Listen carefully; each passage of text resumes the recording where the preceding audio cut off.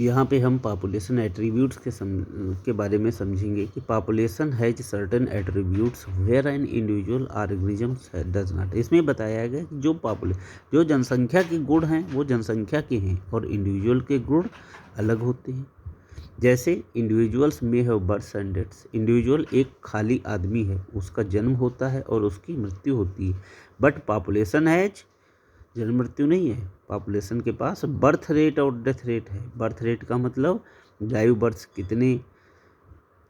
कितने आदमियों पे कितने लाइव बर्थ हुए, मतलब बर्थ रेट का मतलब होता है number of live births upon total live populations, मतलब उस ईयर में कितनी पॉपुलेशन है इंटू 1000। सीधा सा उदाहरण है, ठीक है। डेथ रेट भी deaths upon total population into 1000, ये रेट्स हैं। इन्हें पॉपुलेशन दीज रेट्स, आपको हम आगे बताएंगे कि रेट और रेशियो में क्या डिफरेंस होता है। इन्हें population these rates refers to per capita birth and death.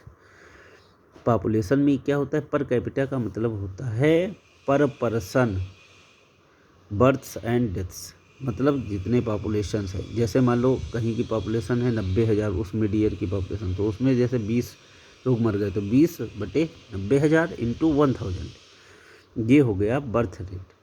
ऐसे death rate. In a population these refers to per capita births and deaths. The rate hence expresses are change in number. Change in number का मतलब क्या है, increase होगा या decrease होगा with respect to members of population. Here is an example, if a pond there were 20 lotus plant, last year 20 lotus plant थे, 2 reproduction 8 new plants add हो गए, taking current population to, current population कितनी है 28 है। तो उस mid year population में we calculate the birth rate 8/20, means last year कितने थे, उस मिड ईयर पॉपुलेशन में कितनी जनसंख्या थी 20 थी, और कितने ऐड हुए 8, तो बर्थ रेट क्या हो गया 0.4 ऑफ स्प्रिंग पर lotus per year. If a 4 individual in a laboratory population of 40 fruit flies died during a specified time interval, say a week, the death rate the population during that period, मतलब 4, और कितने थी population 40, तो 0.1 individual पर fruit fly पर week. तो समझ में आ गया death rate and birth rate. Another attribute characteristics of population is sex ratio. जैसे पॉपुलेशन का सेक्स रेशियो होता है, मतलब ratio means 100 means male upon female,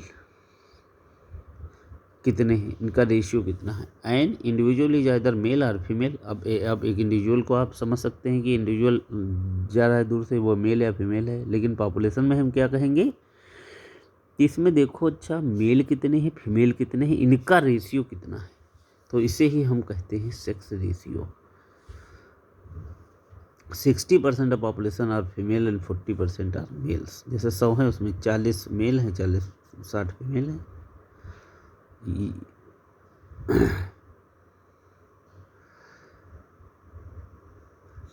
A population at any given time is composed of individuals of different edges. जो population होती है वो किसी भी दिए हुए समय पर, गिवन टाइम मतलब दिए हुए समय, कंपोज्ड ऑफ मिलकर बनी हुई होती है डिफरेंट एज ग्रुप के इंडिविजुअल से।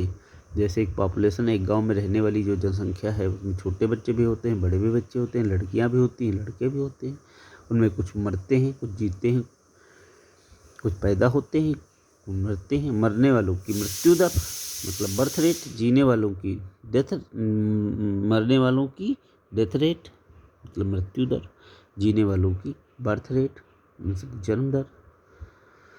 अब किस एज के हैं, हाँ different age. If the age distribution percent individual of a given is called an age pyramid.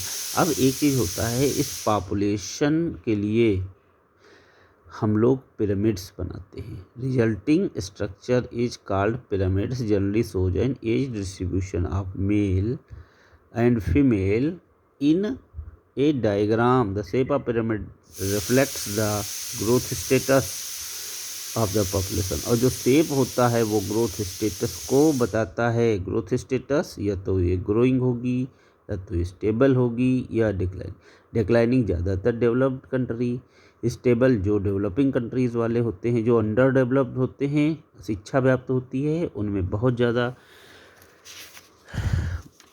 जन्म दर होती है। जैसे हम आपको सिर्फ और सिर्फ अभी पिरामिड्स के शेप के बारे में बताएंगे। अब देखिए प्रोडक्टिव एज ग्रुप के, अब आपको मैं बस इतना बता दे रहा हूँ, ये एक्सपेंडिंग है, ये स्टेबल है, ये डिक्लाइनिंग है। मतलब ये प्रोडक्टिव रिप्रोडक्टिव, अब इधर मेल होते हैं, इधर फीमेल होते हैं। ये सब मेल की जनसंख्या, ये फीमेल की, ये मेल, ये फीमेल। इसी से हम सेक्स रेशियो भी निकाल सकते हैं। यहाँ पर जो होती है वो पॉपुलेशन, नंबर ऑफ पॉपुलेशन। इधर पे ईयर्स दिखाए जाते हैं कि ये ईयर्स हैं, किस ईयर में कितना है। और इधर एज, जैसे ये बहुत कम एज के 0 to 5 years reproductive age group वाले, मतलब 21 से लगा करके 50 साल तक के reproductive age group. Post reproductive जो बूढ़े वाले हो गए, इनमें देखो प्री रिप्रोडक्टिव, रिप्रोडक्टिव, ये बच्चे, बूढ़े, बच्चे और जवान जो रिप्रोडक्टिव वाले हों सेम है। तो ये एक तरीके से स्टेबल है, ये डिक्लाइनिंग है। अब आगे हम पिरामिड्स के बारे में अच्छे से बताएंगे, आप लोगों को समझ में आ जाएगा कि ये पिरामिड्स क्या होते हैं। अब तब तक के लिए थैंक यू।